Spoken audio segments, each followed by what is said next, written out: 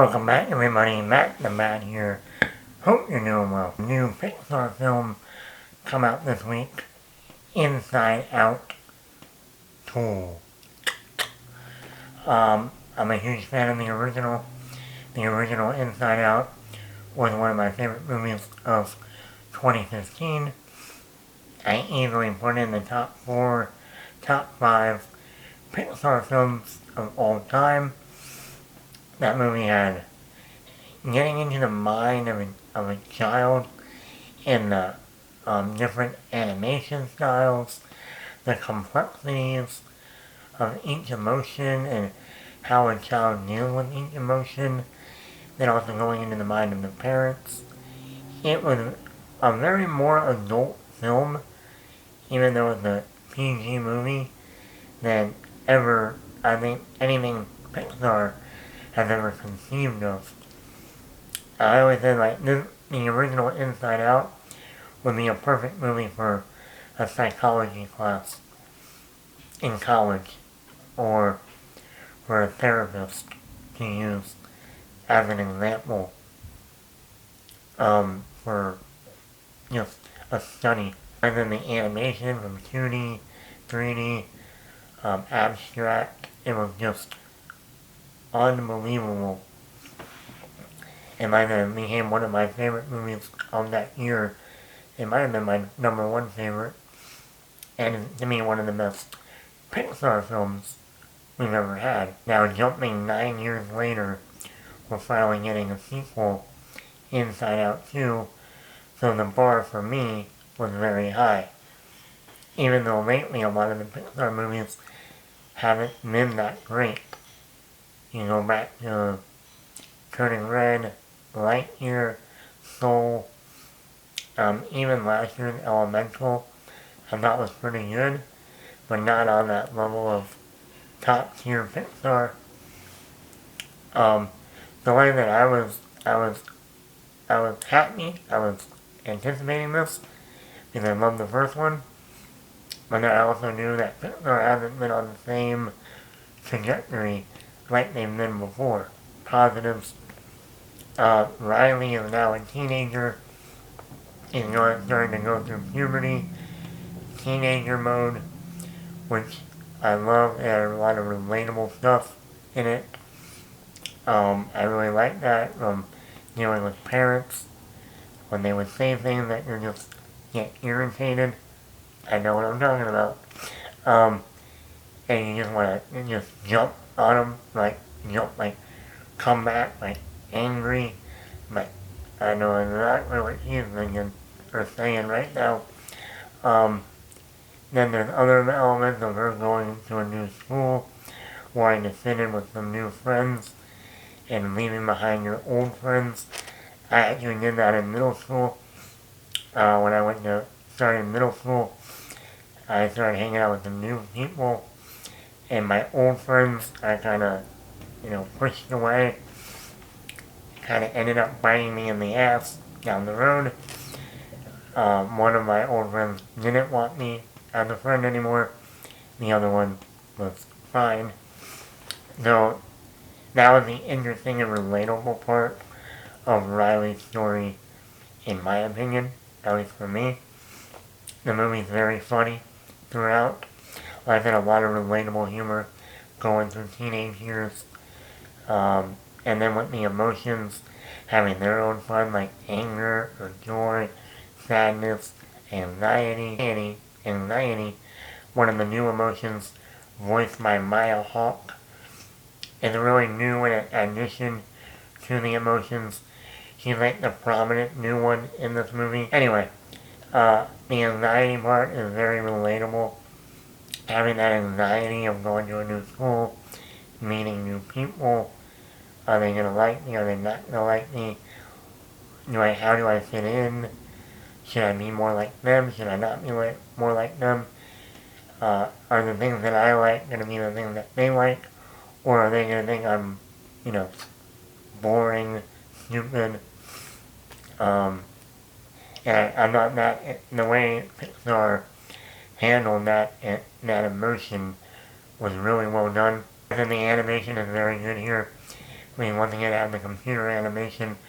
We also get some 2D animation in moments. It can be considered a sports movie, because a lot of this movie focuses on Riley trying to join this new hockey team once he becomes a high schooler. So he's trying to try out. He's at a 3-day camp tryout for this high school team. And so there's a lot of hockey in this movie. We saw in the original he was a hockey player, and this one you could almost consider this a sports movie because there's a lot of sports going on in this movie. So if you like hockey, you're gonna be A-okay. So I like that aspect, and I like how they, still focus it on that aspect. Also dealing with her friends, old friends, new friends. And it's only an hour and 40 minutes, and that's with credits. And it's a nice pace to it. I thought it was very well paced. I never felt bored or like, man, this is taking too long. When is this movie going to end? Negative, like I said, the original Pixar film, the original Inside Out, is at my top of the top. Complexities, creativity, relatable, the emotions. It was like way beyond I thought Pixar could ever do.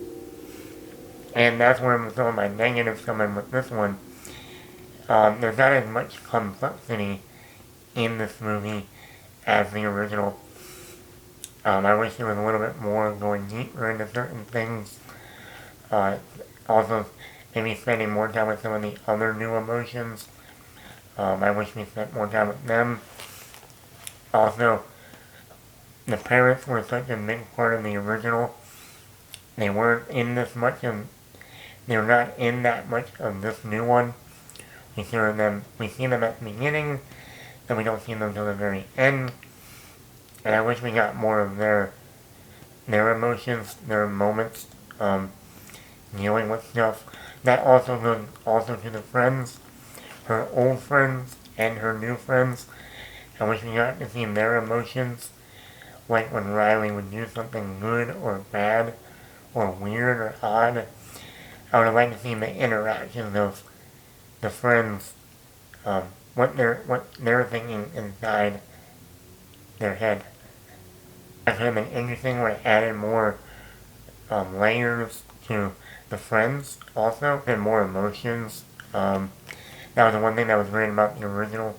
You didn't just get Riley, you got the mom, you got the dad, and I wish we got more, especially also the coach of the hockey team. I would have liked to see more of her emotions. We don't see any of hers. I think they could have spread that out a little bit more. Creativity. The original was very creative. Like there was the different areas of the brain that they went to, and each of them had a different look, feel, creativity to them. Also, like then the emotions, the animation was different in each area. I didn't think the creativity was all that there in this one.